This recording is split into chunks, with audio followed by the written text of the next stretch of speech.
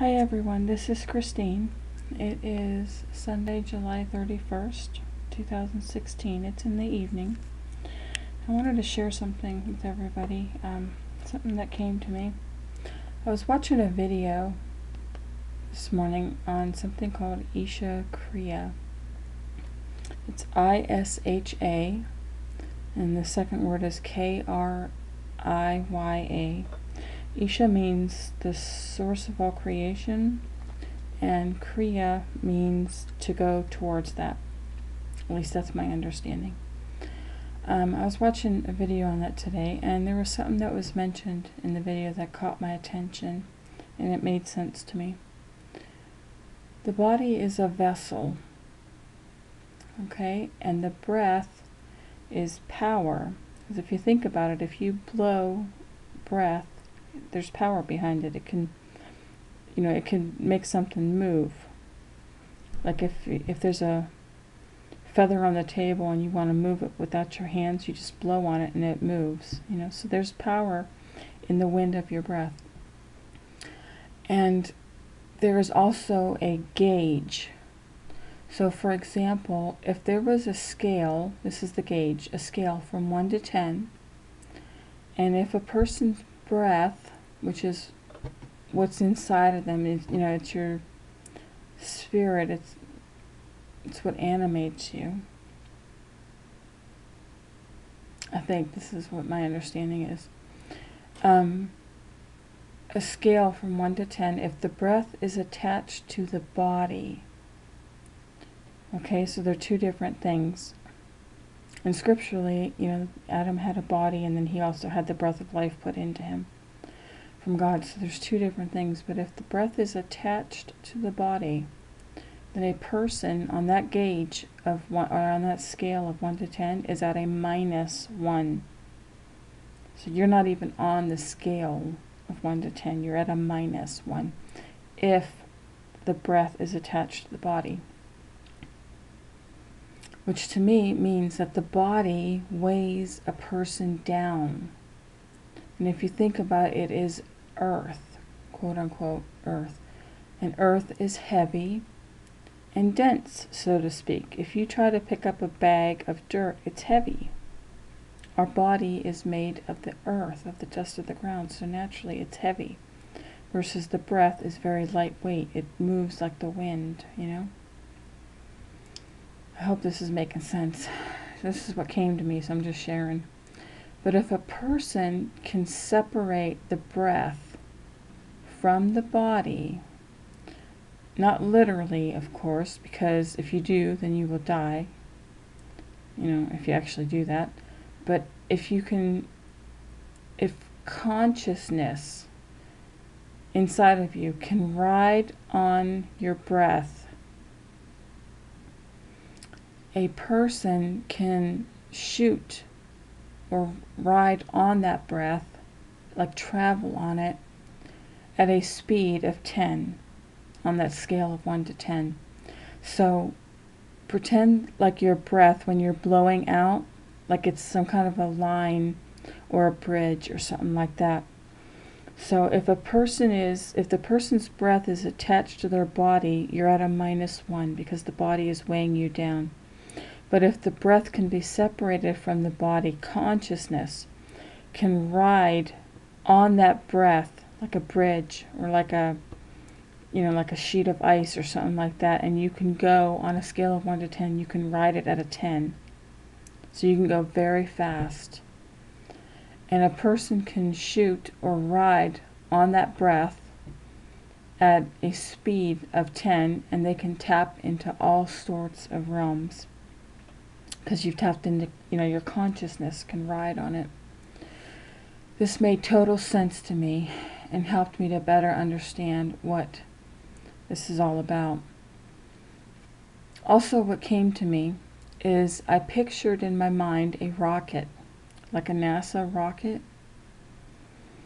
A rocket is a quote-unquote vessel, like the body, like our body is.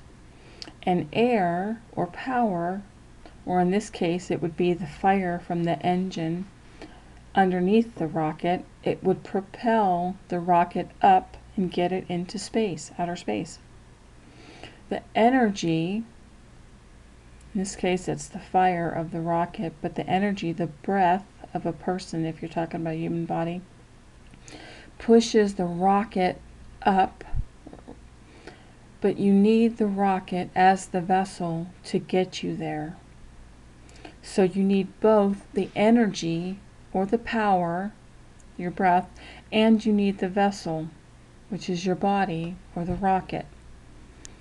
Again, this made total sense to me because you need both to get you where you want to go.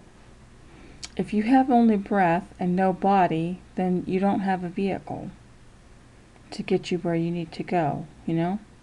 Because your vehicle is your body. And the way you get around is by your 5 senses.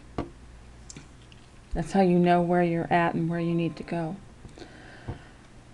Along with that, if a person is going to take a rocket into outer space, okay, so if you're going to take your body on this trip, on the breath of consciousness, they need to maintain, quote unquote, the rocket and make sure that all machinery and mechanics on it are working and functioning properly, and that all astronauts, which might be like the body circuitry, that they're all in place and fully functioning as well.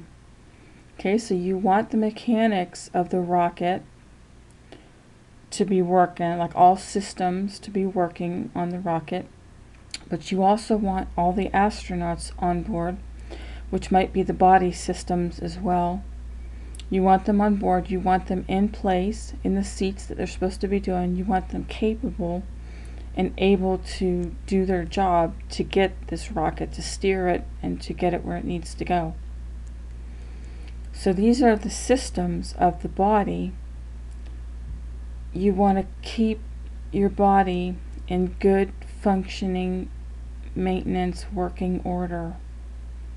Just as you want to keep the rocket in good order. If you want to take it to outer space, you got to keep your body in good working order. If you want to ride consciousness on the wind of your breath and go at a 10 on that scale of 1 to 10 to like other realms, so to speak. I know this sounds really way out there, but it's sort of making sense to me through these like pictures and imaginations that are coming to me as I'm sharing this. You know, so you want everything in place and fully functioning, all the mechanics of the, you know, all the equipment, and also the astronauts. You want everything working. Only when everything is working properly and when everyone is in their appropriate place and is manning their appropriate stations and all systems are go in the body, will this rocket take off properly on the power of the engine, which is your breath, you know, or the power of your breath. And breath actually does have power, like I was sharing with you just a little bit ago. Because if you think about it, if you want to move a feather, or if you want to blow anything, like, you know, if there's something like some crumbs or something on a picnic table outside, and you want to move it, or there's a spider crawling or something like that and you want to get it off the table, you just blow on it and it, you know, it'll go away because there's power in your breath. The breath actually, you just blow on it and, you know, it flies away, like I said. So there is power in the stream of your breath. And that breath is what you travel on to get to these different realms when you need the body and lungs, etc., fully functioning as the vessel or rocket in order to get you there. So this sort of made sense to me, that it's important to have a vessel or a body that is working properly if you want it to take you to these other realms spiritually. The power is your breath. Consciousness rides on the breath. The body is your rocket. It's your vessel. The breath is your engines, which lifts the rocket up and starts sending it into outer space. And if your rocket is falling apart or broken, or it has systems that are not working, the lighting system, the computer console, if there's something that's not working on the rocket, there's a good chance you're not going to make it. And if people are struggling on why they're not reaching this consciousness thing, try looking at your rocket, try looking at your body, at your vessel, and look at what you're doing. So I just wanted to share that because that's what came to me. I don't know if there's anything to it, but it sort of rings true in my heart. So I'm thinking there might actually be something to this, but that's what came to me today when I was watching that video about the Isha Kriya and the breath and the body. They need to work together because the breath needs the body as a vessel, and the body is nothing without the breath. Because if the breath leaves, the body dies and you bury it. So you do need the two together, but if they're attached, the body will weigh the breath down and you won't get anywhere. Like I said, you'll be at a -1, so you won't even be a 1 on that scale of 1 to 10. It'll weigh you down and your rocket will never take off the ground. But if you can separate the body from the breath and let consciousness ride on the breath, let them ride together, let the body and the vessel, the body and the breath ride together, but as two separate things, then the breath will shoot you straight up into outer space or into the other realms